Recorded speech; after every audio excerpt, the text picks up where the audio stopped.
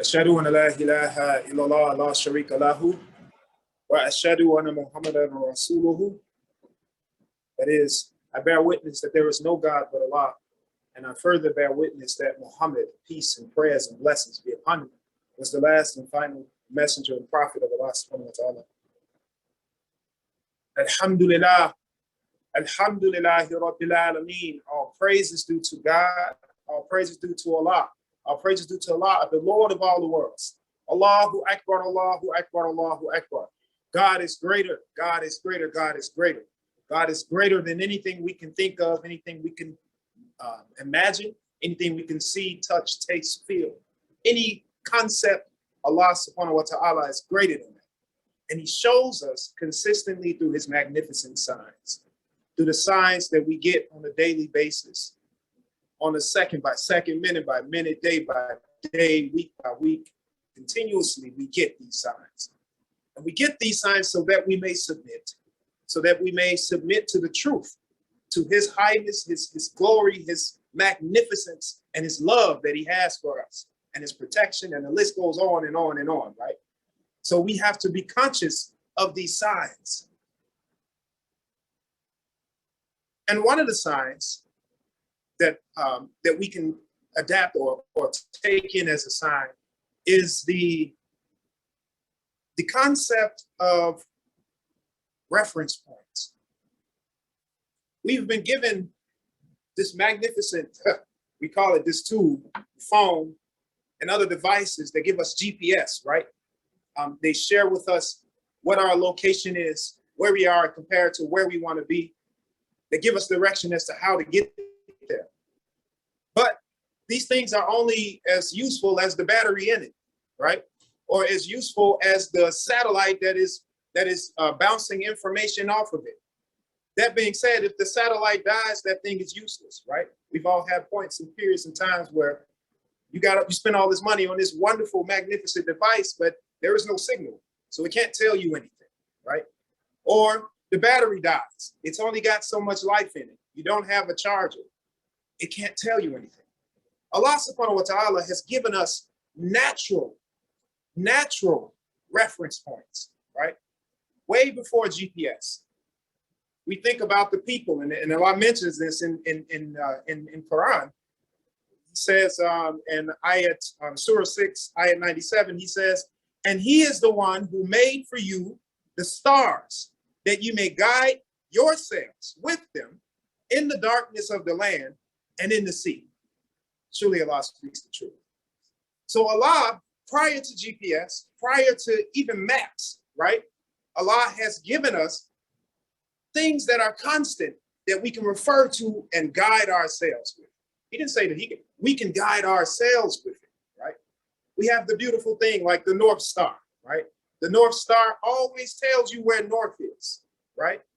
It never, centuries have gone on. It hasn't changed. We know it's been changed a little, but the reference point has always been consistent on that. You know, the North Star, and then within the North Star, Allah gives you ways of finding the North Star, right? There's the Big Dipper, and then there's the Little Dipper. And you see it on the Big Dipper, right? And if you're not sure, look for the Little Dipper, because the Little Dipper will confirm that that is the North Star, and that is the direction that you can go in if you're traveling north. And if you're not traveling north, with the knowledge that Allah has given you, you know if north is this way, then south is that way. You know the other directions. Along with this, Allah has given us time parameters, reference points with time. Allah says that he has made the sun and the moon. They travel courses exactly computed, right? These are things in which you can tell what time of the day it is, how much time you got before sunset, how much time you got before it gets dark. You know, you can measure, and from that, you can measure how long it takes to get from one place to another. So this is another reference point that Allah has given us before Timex, right? Before any of these other technologies. And basically what these technologies are built on, right? So Allah gives us the reference of time. He gives us the reference point of physically being in there, and even using our own selves as references, right? Being consistent. If you ever get lost in, I was reading about getting lost in in the forest, because me and my kids are thinking about going camping. We're gonna go there, right? So, but thinking about getting lost, and there was all of these different tricks that you can use, tricks or techniques, and one of them is looking forward to something that is stable, that is not moving, that is not altering. Some people call it the ABC method, right? In order to make sure that you're going in a straight line. So that means that you look ahead, you look at where you are, you observe, you have to be conscious. You look around at all the things that are standing there, that are firm, that are consistent. You look ahead to a point B, right? And you look even further ahead to a point C. And then you travel directly to point B, so you can look back at point A and at point C to make sure that you're going in a straight line. So being that consciousness, right? The technique, that consciousness, Allah has given us that ability to create references, right? To create reference points, to travel in a straight line, right? So that we're not all over the place, willy-nilly, right? So Allah has blessed us with that, a marvelous sign to be able to reference ourselves so we can know where we are in this world, so we can know our location, so we can know what time it is, right? The whole time, you know what time it is. You can be conscious of what time it is. Allah has blessed us with the ability to reference that and to know where we are. So before I get any further, I really want to read this very short surah. A lot of people's favorites. It's one that a lot of people choose to memorize. And I sort of know it, but I'm still going to read the English. I guess I can read the Arabic, inshallah. أعوذ بالله من الشيطان الرجيم بسم الله الرحمن الرحيم والضحى والليل إذا سجى ما ودعك ربك وما قال وللآخرة خير لك من الأولى ولسوف يعطيك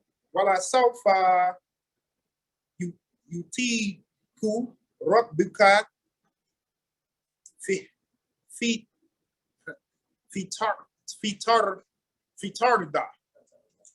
فترضى ألم I'm not going to stop. I'm trying, I'm working. We should all be working, inshallah. And maybe if I wasn't under the pressure of being nervous reading in front of people, I'd probably read it better. We'll just read the English, inshallah. Bismillahir Rahmanir Rahim. By the glorious morning light and by the night when it is still, thy guardian Lord hath not forsaken thee, nor is he displeased. And verily the hereafter will be better for thee than the present. And soon will thy guardian Lord give thee that wherewith thou shalt be well pleased. Did he not find thee an orphan and give thee shelter and care? And he found thee wandering, and he gave thee guidance. And he found thee in need and made thee independent. Therefore, treat not the orphan with harshness, nor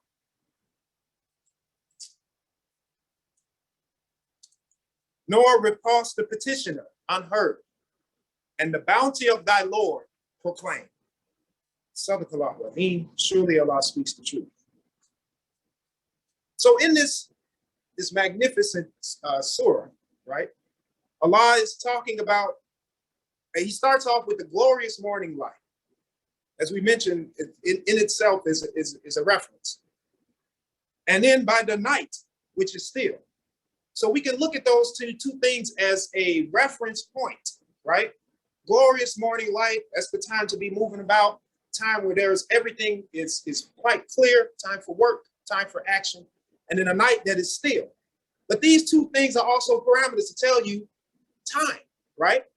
And also, in addition to that, it tells you that there are times when there is brightness, right? And then there are times when things are dark. Things aren't moving as fast. They're still. They're not moving like you think they should be moving, right? So Allah's giving you a reference point in this as well, because we all have moments. And this is what is magnificent. These reference points apply to everyone. We can look at communities, but each one of us, no matter how old we are, we can say that we've experienced that before, right? Even a child has experienced hardship, right? Has experienced times when everything is wonderful, when things are blessed, just happiness. So Allah is reminding us, bringing us back to this reference point, that there are times when everything is good, when the brightness is glorified brightness, right? Glorified morning light. And then there is time when things are still, they're not moving as fast. It might be in the sense of a darkness there. And he says, right after that, thy guardian Lord hath not forsaken thee, nor is he displeased. And verily, the hereafter will be better for thee than the present. So again, a consciousness of time, right?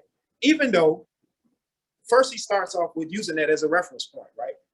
Things that you can see daily. And then he says, by those reference points, remember that your Lord has not forsaken thee, no matter how bad it may look, no matter how difficult, what kind of difficult times you may be in, no matter how still it is, right? Allah has not forsaken you, nor is he displeased to you, right? Now we have to remember, let's go back. This Surah was revealed to Prophet Muhammad, peace and blessings be upon him, and sallallahu alaihi wasallam, and this was directly talking to him at the moment, right? But we should see ourselves as an extension of him, right? If we are following, we are trying to be like the Prophet, then this can talk to us as well. And so when Allah says that he's not displeased, he is talking to those people who are following the way of Prophet Muhammad, peace and blessings be upon him, who may be in some kind of difficulty. He's not talking to the people who are, who saw Prophet Muhammad, is like, man, I ain't doing that. They're doing all kind of stuff. Allah can be displeased with them, right? But he's talking to the believer, right? So he says, despite the darkness, despite by the bright light of the morning and by the still and darkness of the night, remember that your God is not displeased with you, nor has he forsaken you. And he says, verily the hereafter will be better for you than the present. So if you're going through a difficult time, Allah is guaranteeing you that there's going to be better times, right? Just as sure as the sun sets, the sun rises, right? Just as sure as there is day or there is night, night comes to an end and then there is day. He's giving you a reference point so you don't get caught up in that one point or period of time and get confused and become lost because you're like, oh man, it's so rough. Oh, Allah has forsaken me. And you won't be the first one to do that. I mean, let's be real. There have been positions, and like I said, everybody in here can accept that fact that we have all been in conditions where there's been some kind of trial in our head, right? Not that we doubt the religion, not that we doubt Allah subhanahu wa ta'ala, but Allah says in Quran, and I can't remember this, but he said, there have been far greater people who have, the believers who said, man, when will come the help of Allah? So everybody has been in that predicament, but Allah has given us a reference point to remind us that we are not just that one piece of people, we're not just that one place in time, that we are not just in that moment, right? That there is something that comes consistently afterwards.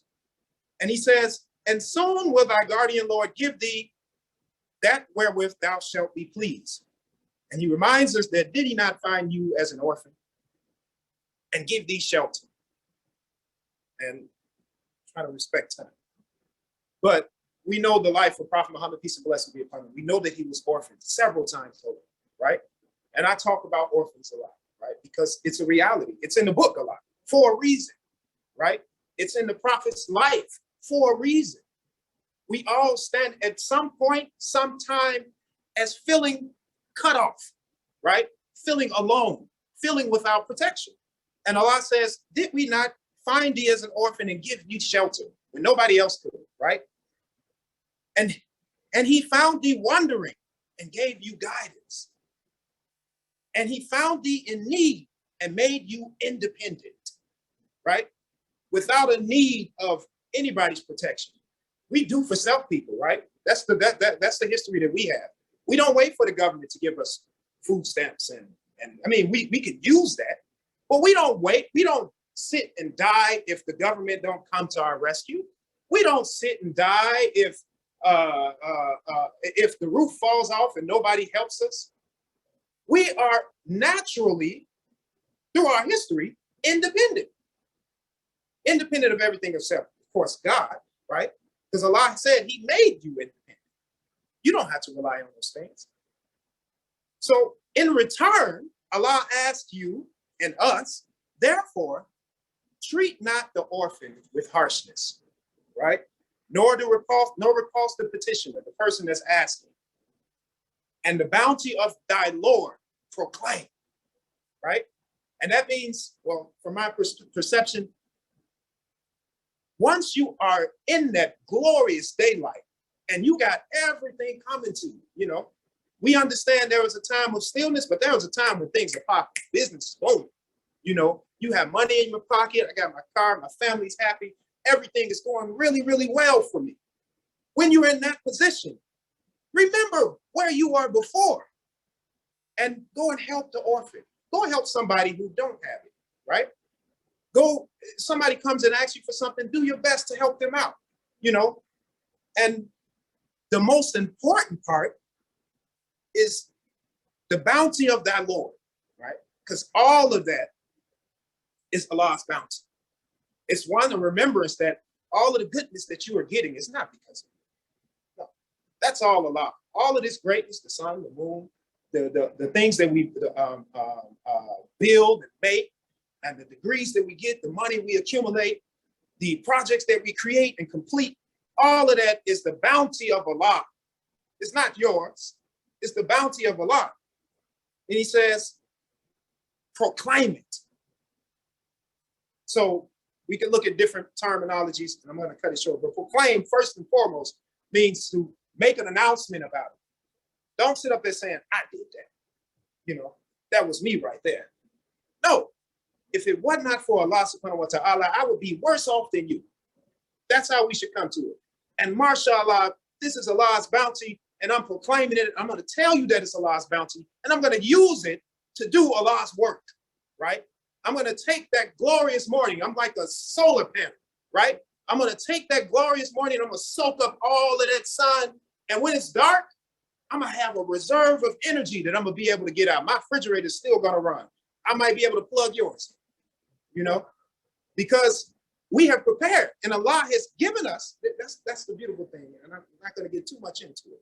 Allah has given us these magnificent reference points, these points to let us know that for surely there is day and then there's night. And if I know that, then I can plan, right? If I know where I'm at in this space and time, then I can plan for the times that are going to be trying, right? If I know that in the winter, I can't grow crops, I'm not going to be able to produce anything, then during the summer and the spring, I can plan and I can store, right? So that I'm ready when the winter comes. So Allah has given us those parameters. He's given us those guide points so that we may be productive at all times. We can be productive at all times. During the glorious morning, when that light is brilliant, and even in the still of night, we can still be productive individuals. So inshallah, may Allah continue to keep us focused on him, and may Allah continue to remind us of the magnificent reference points that he's given us in our lives, and continuously reminds us of the marvelous signs that he gives us daily. رَبَّنَا آتِنَا فِي الدُّنْيَا حَسَنَةً وَفِي الْآخِرَةِ حَسَنَةً وَقِنَا عَذَابَ النَّارِ.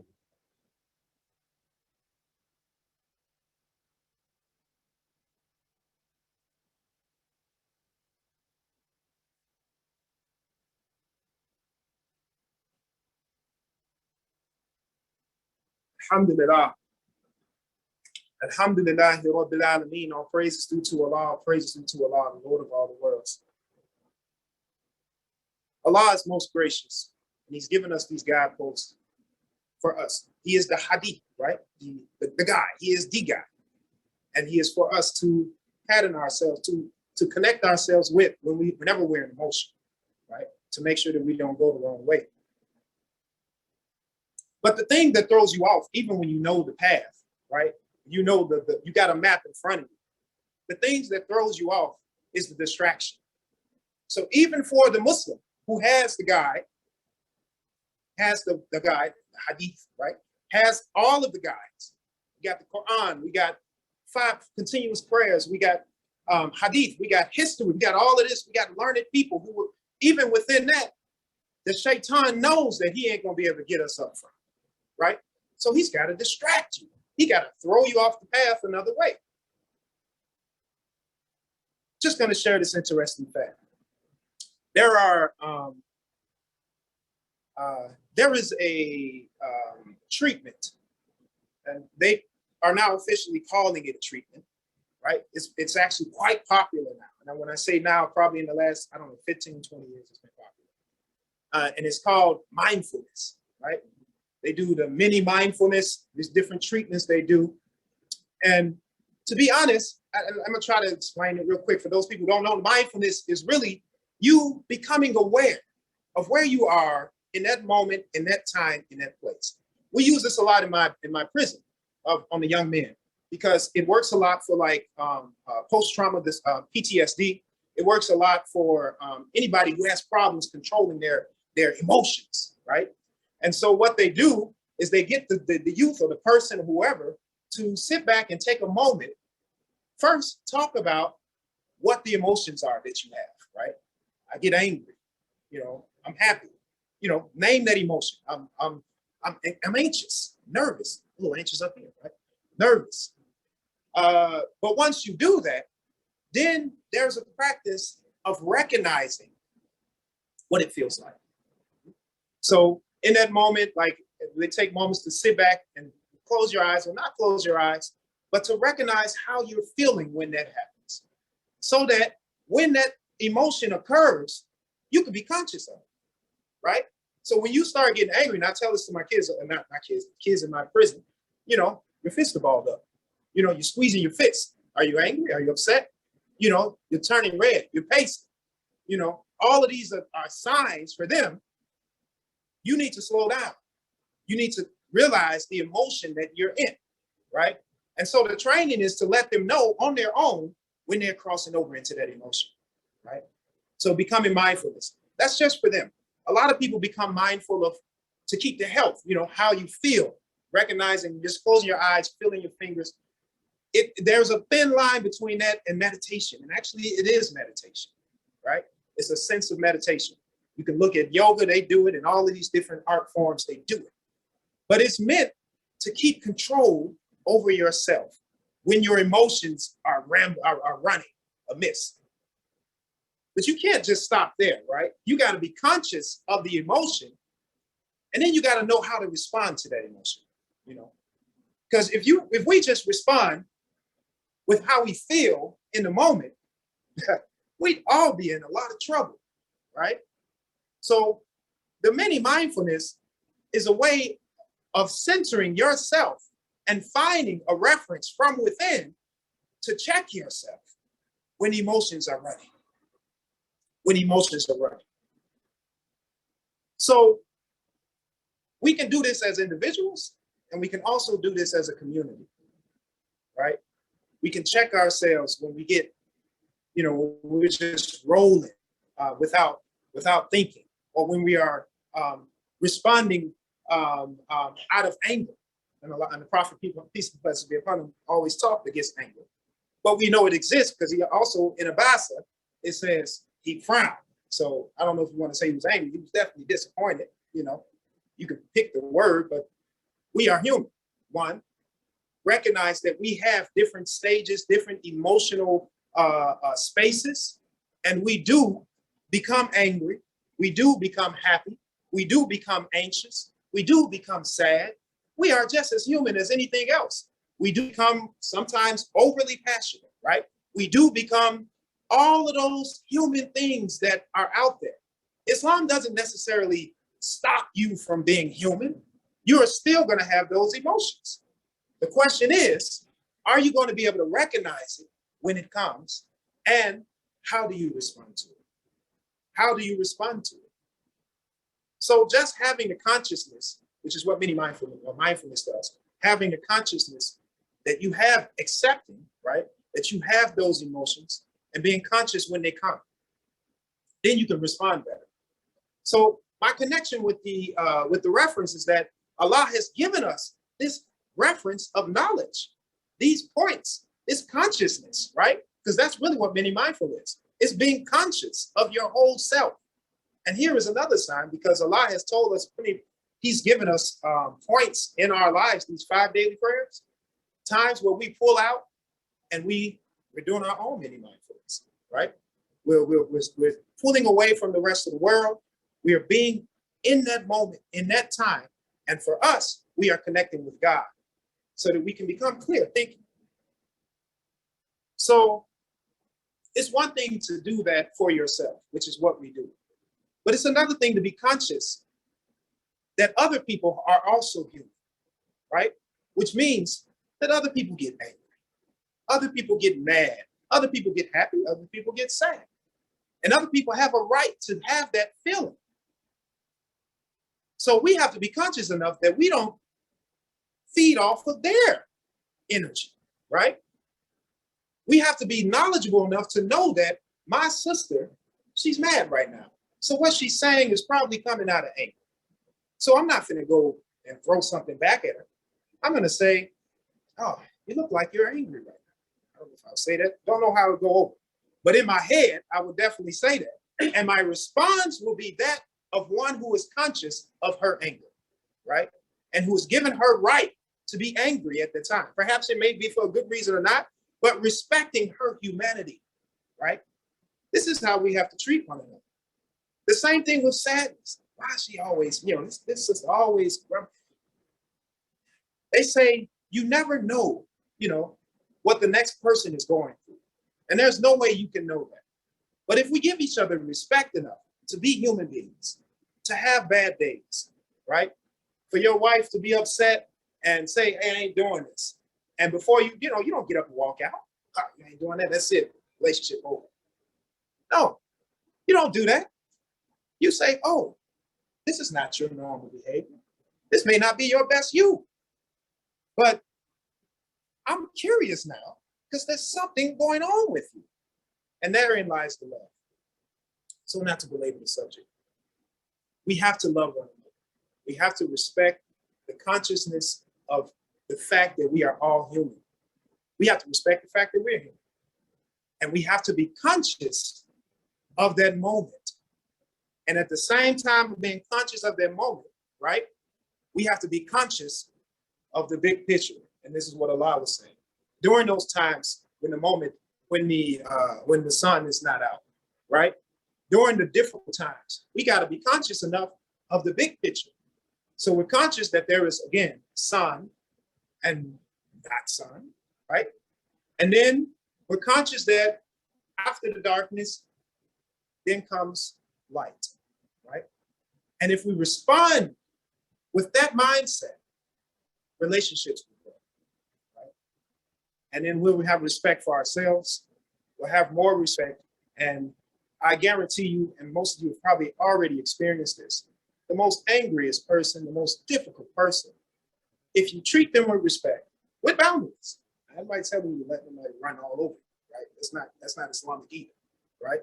But to treat them with respect, with boundaries, then they, inshallah, more than likely, you will get a better response out of it, whether they accept it or not. There is something naturally innate in a person to give you a better response when you give them goodness, kindness, right? And I saw a sister point her ears. I just want to make sure that you guys heard me when I said, as Muslims, we don't let people run over us, right? We're not saying that, right? As Muslims, when we fight, it's because of Allah. It's not because of our emotions. So we give them their boundaries. You can have a bad day, but you can't put your hands on me, right? You can have a bad day, but you can't talk to me like that. So, but we have to respect the fact that they're having a bad day, right? Because it's a human thing to do.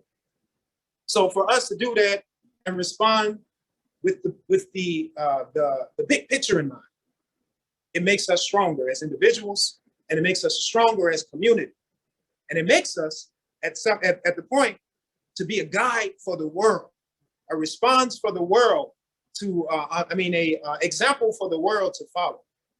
Because if you do that, then those who have that good nature, those who are striving to connect with Allah subhanahu wa ta'ala, they will see that and they can't help but come to the call. Proclaim the call, right? Proclaim it out loud. and let other people come and follow and be a part of this, follow in the same direction that Allah has guided all of us through those guideposts. So inshallah, Allah will be merciful to us in our times of trials. And Allah will be merciful to our friends and family in their time of trials. And Allah will make us conscious enough to be aware of what's going on with us within our time, and to be aware of the big picture so that we respond properly.